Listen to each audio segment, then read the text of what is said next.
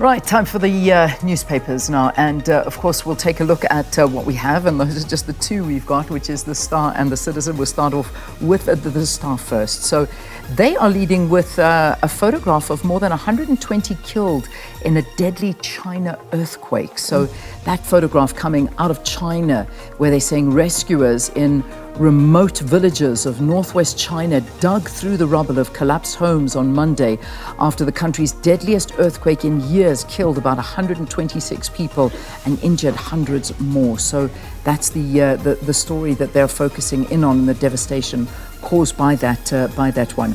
Another one at the bottom there, tourism CEO is bullying us according to workers. So what it says here is that South African tourism employees are pleading for intervention and an investigation of the entity's acting CEO, Nombulelo Guliwe. Guliwe was appointed in September in an acting position and is also the chief financial officer of SA Tourism. She was appointed following the withdrawal of Nomasonto Ndlovu after a whistleblower called SA Tourism Hotline to report that Ndlovu had accepted a 100,000 Rand bribe from Qatar Airlines for business class flights, accommodation and World Cup tickets and so on and so forth. But that's the story that they are having a look at. It's talking to a damning letter that's out there at the moment. So that's one to look out for. And then, of course, this one here, no power write-offs for the poor. Remember this story doing the rounds? And this was especially Panyaza Lesufi was the one saying we're going to write that off.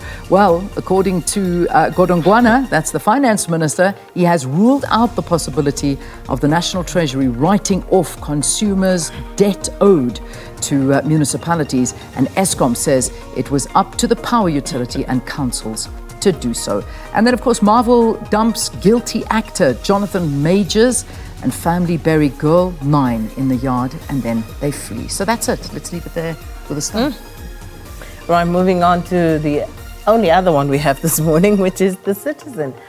Don't write off the ANC yet. Now, with many current and former ANC bigwigs twisting the knife into the ANC's heart, experts warn that the ruling party has survived many thunderstorms in the past, and words like finished and dead are extreme and premature, even if it's clear that the party is facing a dwindling voter base. Also, a picture there, tons of smiles. Proteas opener Tony Dzodzi celebrating after scoring his maiden ODI century at the second ODI against India at St. George's Park in Gqeberha. Proteas won by 8 wickets there. Some of the other stories. This is a worrying one. 1,500 firms close up shop in 2023. So many firms shut their doors this year because of government's failures.